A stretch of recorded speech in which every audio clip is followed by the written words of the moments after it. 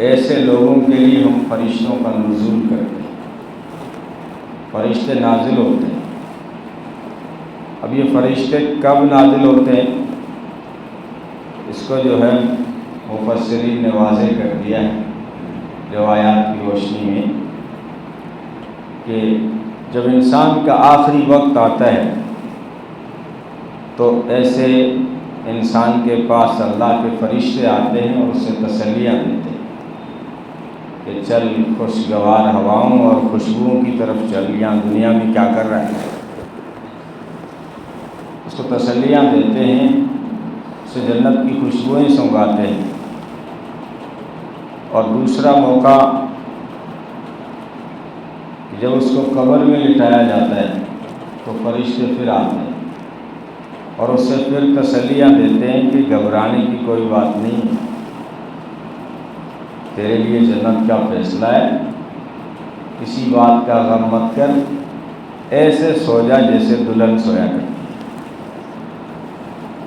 اور تیسری مرتبہ مفسرین فرماتے ہیں جب قیامت کی سخت گھڑی ہوگی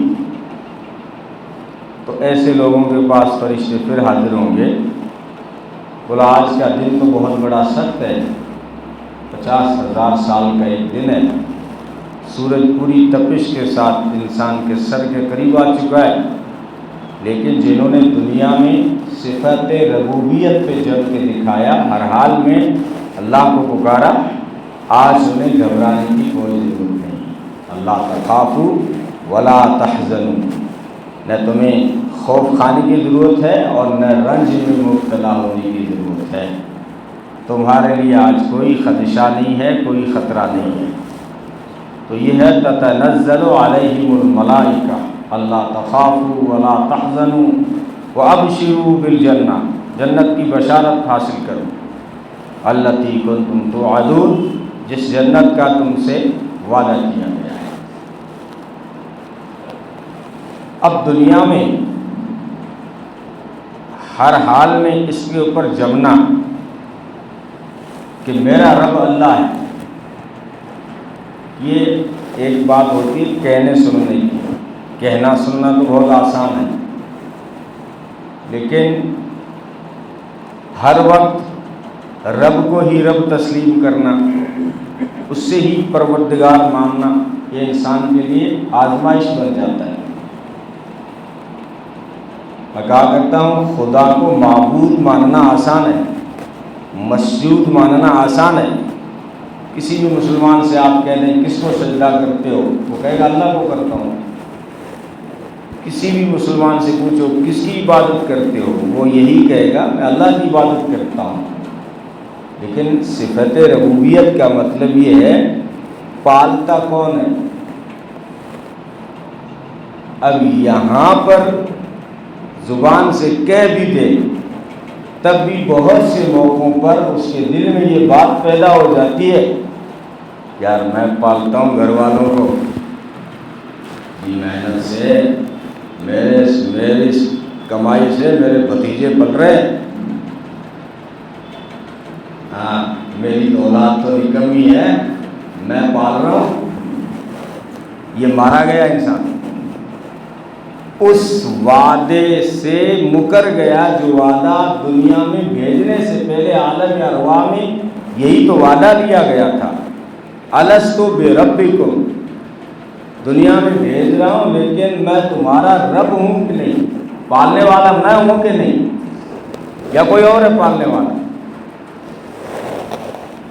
اور اس کو کتنا دہرایا ہے آپ، قرآن کریم جب نازل ہوا تو سب سے پہلے اسی لفظ کا ذکر کیا، اگرچہ وہ آیت تو تعلیم کی ہے لیکن رب کا لفظ ہے، اقرأ باسم ربک الذی خلق، پڑھ اپنے رب کے نام سے، رب کو یہاں پر بھی بیان کیا۔ اور یہ جو صحیفہ ہے ہمارے سامنے، اس کی ترتیب آپ کھول کر دیکھیں تو قرآن کہاں سے شروع ہوتا ہے، الحمدللہ رب العالمین، یہ واپس رب کو ذکر کیا۔ اور قرآن جب مکمل ہوتا ہے چھوٹی چھوٹی صورتوں میں چلے جائیے، قل اعوذ برب الفلق، قل اعوذ برب الناس، یہ رب کو واپس وہاں پر دہرایا جا رہا ہے۔ بیچ میں تو کئی ہزاروں ایسے مواقع آئے جہاں پر اس صفت کو دہرایا گیا۔ اور نماز آپ شروع کر رہے ہیں ربنا سے، سبحانک اللہ سے، اس میں بھی ربوبیت کا ذکر، الحمدللہ پڑھ رہے ہیں، رکوع میں سبحان ربی العظیم، اور سجدے میں سبحان ربی الاعلیٰ، رکوع سے سر اٹھا رہے ہیں ربنا لک الحمد۔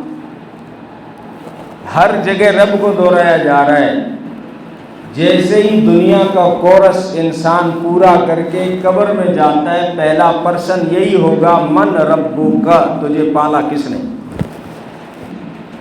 یہ بعد میں پوچھوں گا نمازیں کس کے لیے پڑھی تھی، سجدے کس کو کر کے آیا، نظر و نیاز کہاں دیتا تھا، بعد میں پوچھوں گا، پہلے یہ بتا تجھے پالا کس نے؟ یہی وعدہ دے کر دنیا میں بھیجا تھا، اسی وعدے کی بہت ذہن سازی کی، تو اس صفت کی اہمیت ہے، اس لیے اس کو اتنا دہرایا گیا ہے، اور یہی قبر میں پوچھا جا رہا ہے۔ تو اس لیے کہا کہ ان الذین قالوا ربنا اللہ ثم استقاموا، کہ جس نے کہہ دیا کہ ہمارا رب اللہ ہے، تو رب کہنا کافی نہیں ہوا، بلکہ ہر حال میں اس پر جم کر دکھایا، ایسے لوگوں کے لیے وعدہ ہے۔ اب قرآن کریم مثال لاتا ہے سمجھانے کے لیے، اور نوجوانوں کی مثال لاتا ہے، کیونکہ ہر قوم کا سرمایہ نوجوان ہوتا ہے۔ کون سی قوم دیندار ہے؟ جس قوم کا نوجوان دیندار ہے وہی قوم دیندار ہے۔ کون سی قوم پڑھی لکھی ہے؟ جس قوم کا جوان پڑھا لکھا ہے وہ قوم پڑھی لکھی ہے۔ جس قوم کا جوان اگر صراط مستقیم سے ہٹ چکا ہو، لغو اور بیکار اپنا وقت اگر ضائع کر رہا ہو، تو سمجھو کہ یہ پوری قوم ہلاکت کے دہانے پر کھڑی ہے۔ اس لیے جوانوں کا ذکر کیا، اصحاب کہف کے وہ نوجوان۔ مشرکین مکہ نے نبی پاک صلی اللہ علیہ وسلم سے سوال کیا تھا کہ اصحاب کہف کون تھے؟ انہوں نے 3 سوال کیے تھے، اور یہ 3 سوال انہوں نے یہودیوں سے معلوم کرے تھے۔ مشرکین کا ایک وفد گیا مکہ سے مدینہ یہودیوں کے پاس، کیونکہ یہودی اس وقت دنیا میں پڑھے لکھے یہودی تھے، اور یہودی لوگوں کو بتایا کرتے تھے کہ اب آخری وقت اور آخری نبی کے آنے کا وقت قریب ہے، جب وہ آ جائیں گے تو ساری دنیا کو تسلیم کرنا پڑے گا۔ لیکن یہودی سمجھ رہے تھے کہ ہماری نسل سے کوئی آئیں گے، اس لیے وہ پہلے سے دعوت دے رہے تھے۔ لیکن جب اللہ نے اپنے محبوب کو قریش سے مکہ سے اٹھایا تو انہیں حسد ہو گیا۔ تو مشرکین مکہ یہ معلوم کرنے کے لیے کہ ہم کیسے معلوم کریں کہ ہمارے بھتیجے ہیں، انہوں نے نبوت کا دعویٰ کر لیا ہے، یہ سچے ہیں یا نہیں، تو کیسے چیک کریں، کیا سوالات کریں؟ تو یہودیوں نے کہا ان سے 3 سوال کرو۔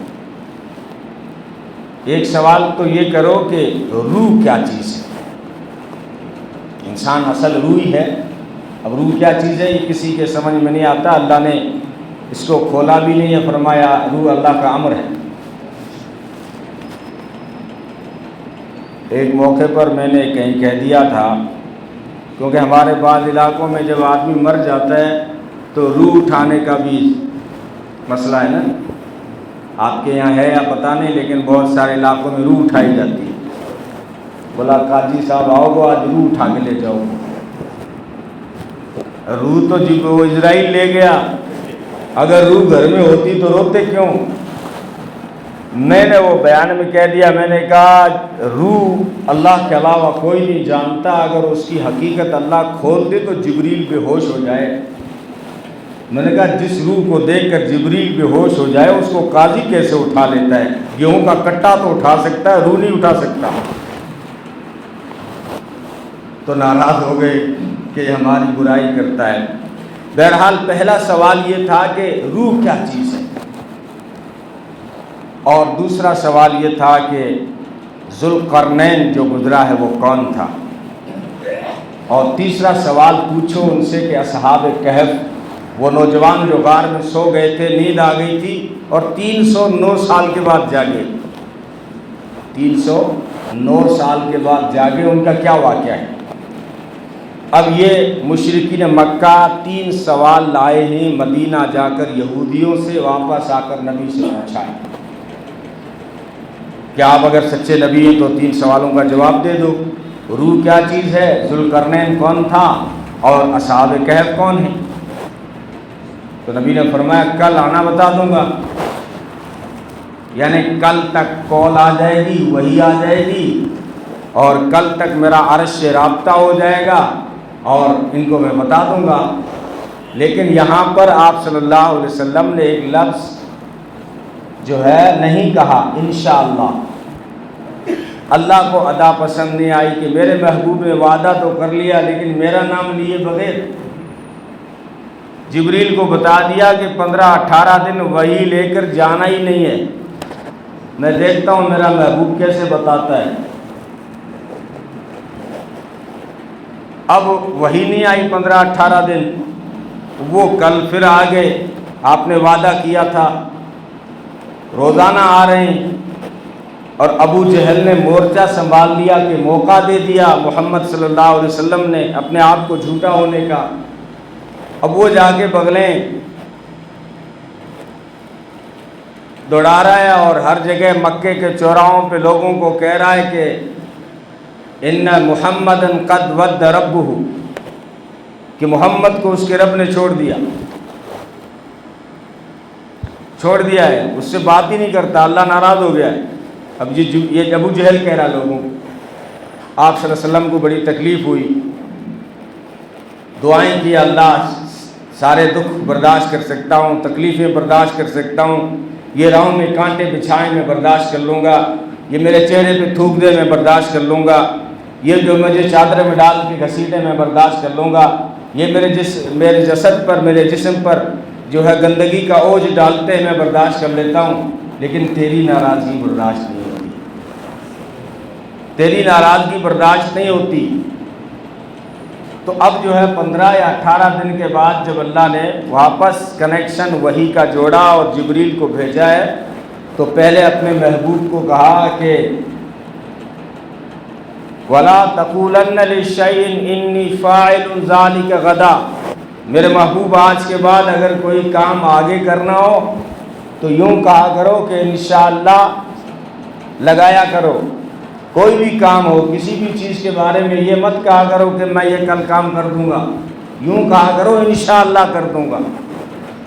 کسی بھی کام کے بارے میں، بات کے بارے میں یوں مت کہا کرو کہ کل میں یہ کر دوں گا، یہ بتا دوں گا، انشاءاللہ، کیونکہ اللہ کی چاہت کے بغیر کل کچھ نہیں ہونا۔ کل کیا ہوگا؟ کل کیا ہوگا؟ یہ قرآن کریم کا دعویٰ ہے۔ قرآن کریم نے ایک جگہ 5 دعوے کیے کہ فرمایا یہ 5 دعوے کرتا ہوں، میرے سوا اللہ کرے کوئی نہیں جانتا۔ ان اللہ عندہ علم الساعہ، قیامت کب آئے گی اللہ کے سوا کوئی نہیں جانتا۔ وَيُنَزِّلُ الْغَيْثَ، بارش کب اور کہاں کتنی آئے گی اللہ کے سوا کوئی نہیں جانتا۔ تخمینے لگاتے ہیں، قرآن اپنی جگہ سچا ہے۔ یہ جو ہے نیوز میں ہم نے پڑھا ہے کل بادرہ میں زور کی بارش ہوگی، تخمینے ہیں، اٹکلیں ہیں، اندازے ہیں، مانسون کا رخ اور اس کی رفتار، بادلوں کا رخ، ہوا کا رخ اور اس کی رفتار چیک کی جاتی ہے اور اندازہ لگایا جاتا ہے۔ جیسا کہ آج صبح ہمارے ہنومان گڑھ کے کلیکٹر نے اندازہ لگایا کہ آج 1 بجے سے پہلے سارے شہروں میں پانی بھر جائے گا، اس لیے اسکولوں میں چھٹی کر دی، بارش تو نہیں ہوئی۔ اندازہ ہوتا ہے کہ موسم خراب چل رہا ہے، بادلوں کا یوں طوفان چل رہا ہے، ہوا چل رہی ہے، مانسون کا یوں رخ ہے، تیز رفتار ہے، اور جو ہے ہو سکتا ہے کل جو ہے چورو میں موسلا دھار بارش ہو گئی، لیکن یہ بھی ہو سکتا ہے کل چورو میں آندھی آ جائے۔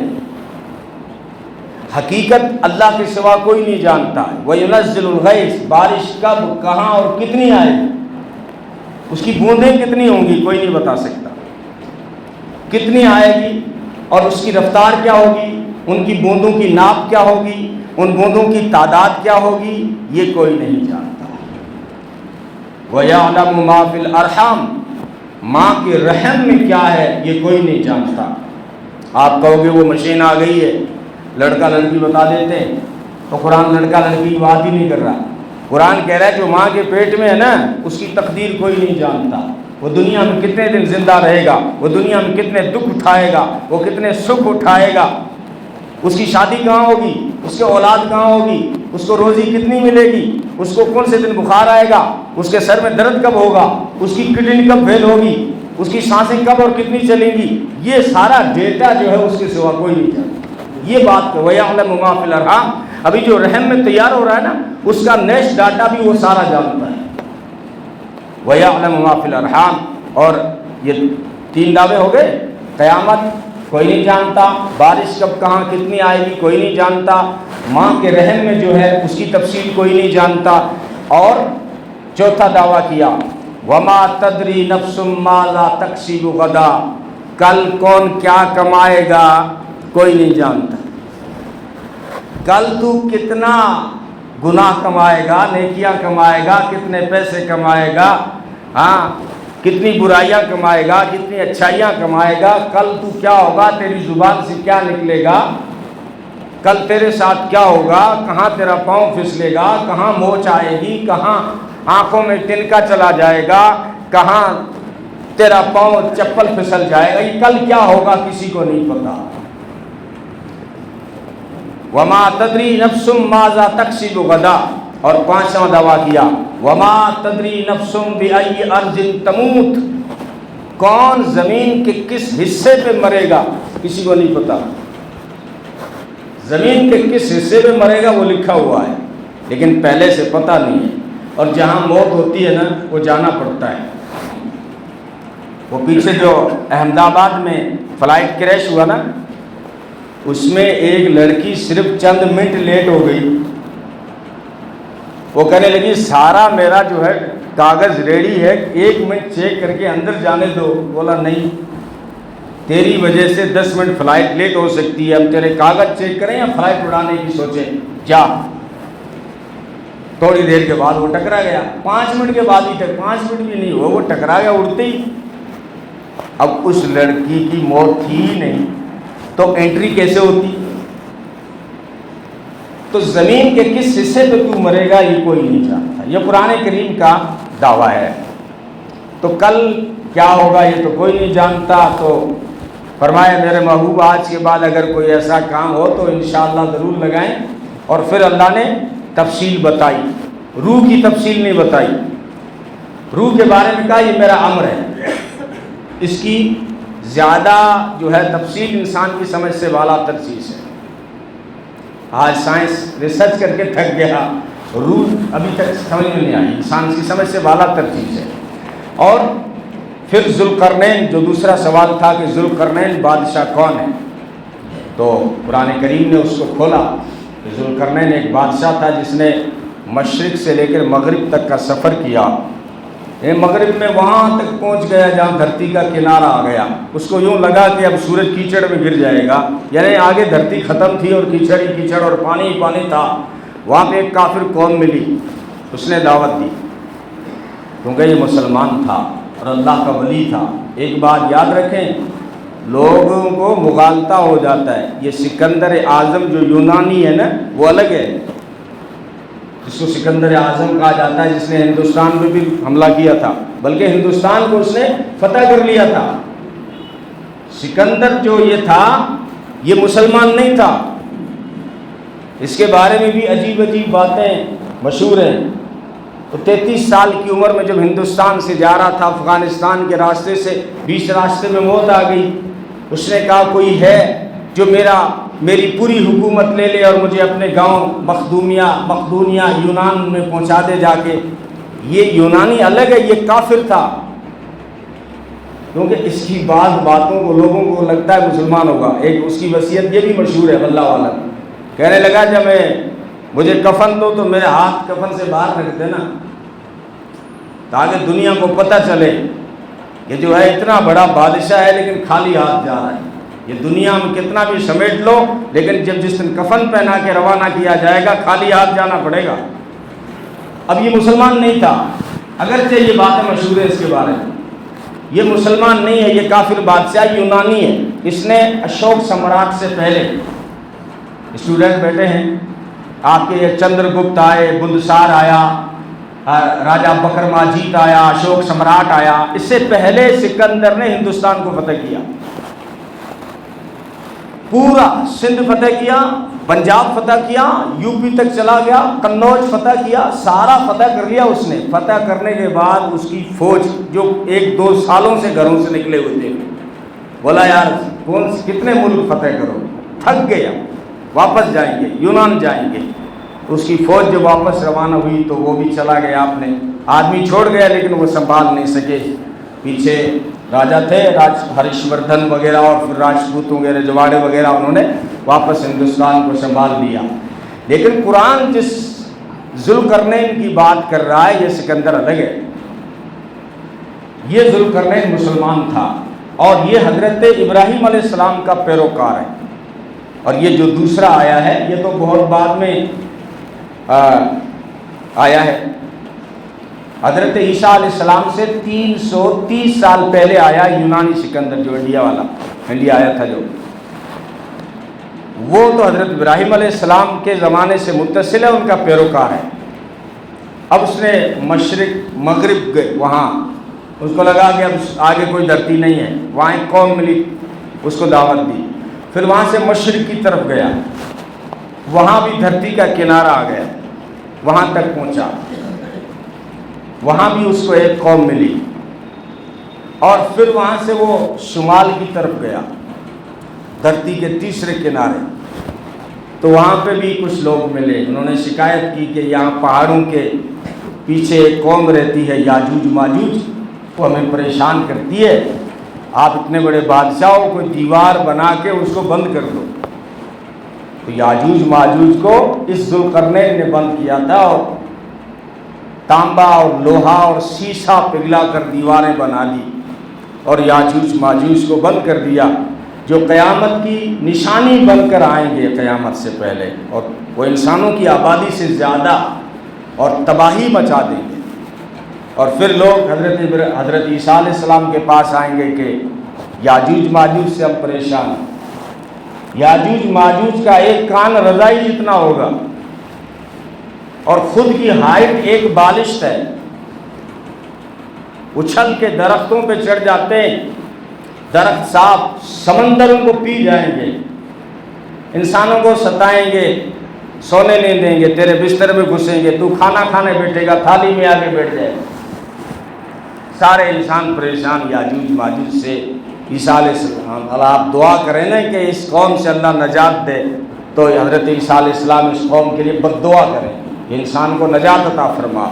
تو پھر ان کے جو ہے تعاون، ہر وائرس کو تعاون کہا جاتا ہے. کرونا جس طرح وائرس تھا، ایسا وائرس پھیلے گا کوئی، اور وہ ساری قوم جو ہے تباہ ہوگی اور پوری دھرتی میں بدبو پھیلے گی. اللہ بارشیں برسا کے دھرتی کو صاف کریں گے اور بدبو کو زائل کریں گے. تو یہ ذوالقرنین نے بند کیا تھا یاجوج ماجوج کو. اس کی تفصیل بتائی. اور پھر اصحاب، تیسرا جو سوال تھا، اصحاب کہف کون ہیں؟ تو اصحاب کہف کے بارے میں وہ پوری بات ہی وہ تمہید میں چلی گئی. میں نوجوانوں کو اصحاب کہف ہی سنانا چاہ رہا تھا کہ اصحاب کہف کتنے نوجوان تھے. اب اللہ نے ان کی تعداد نہیں بتائی. مفسرین فرماتے ہیں 9 سے زیادہ نہیں تھے، 7 سے کم بھی نہیں تھے، 5 7 9 جو بھی تھے. پورا معاشرہ جو ہے پٹڑی سے اترا ہوا ہے، شرک میں، الحاد میں مبتلا ہے. یہاں تک کہ وقت کا بادشاہ جو تھا دقیانوس، وہ لوگوں کو زبردستی سجدے کی کروایا کرتا تھا. ایسے ماحول میں چند نوجوانوں کو لگا کہ ہمارے معاشرے میں، ہماری سوسائٹی میں بہت غلط ہو رہا ہے، اس کے خلاف قدم اٹھانے کی ضرورت ہے اور اپنے موقف کو واضح قوم کے سامنے بیان کرنے کی ضرورت ہے.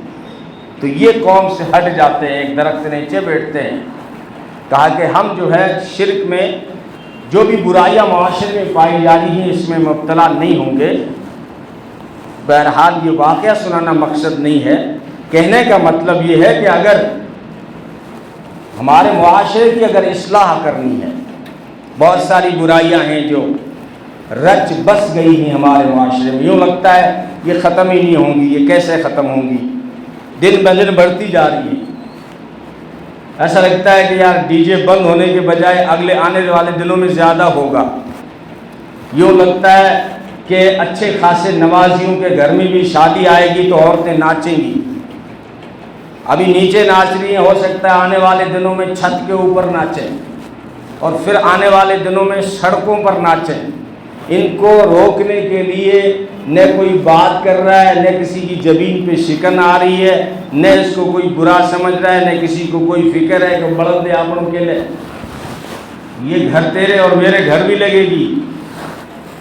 جب گھر جلتا ہے نا، لگے گی آگ، راحت اندوری نے کہا لگے گی آگ تو آئیں گے کئی گھر زد میں، یہاں صرف میرا ہی مکان تھوڑی ہے، یہ سب گھروں میں پھر نمازی، حاجی، مولوی، قاضی سب کے لپیٹے میں آئیں گے۔ تو معاشرے کی برائیاں، نشہ پھیلتا جا رہا ہے، اچھے خاصے دیندار سمجھدار نمازی تہجد گزار تسبیح کٹ کٹ چلانے والوں کے چھورے چٹا چاٹ رہے ہیں، بیئر پی رہے ہیں، تو اس کی کون فکر کرے گا؟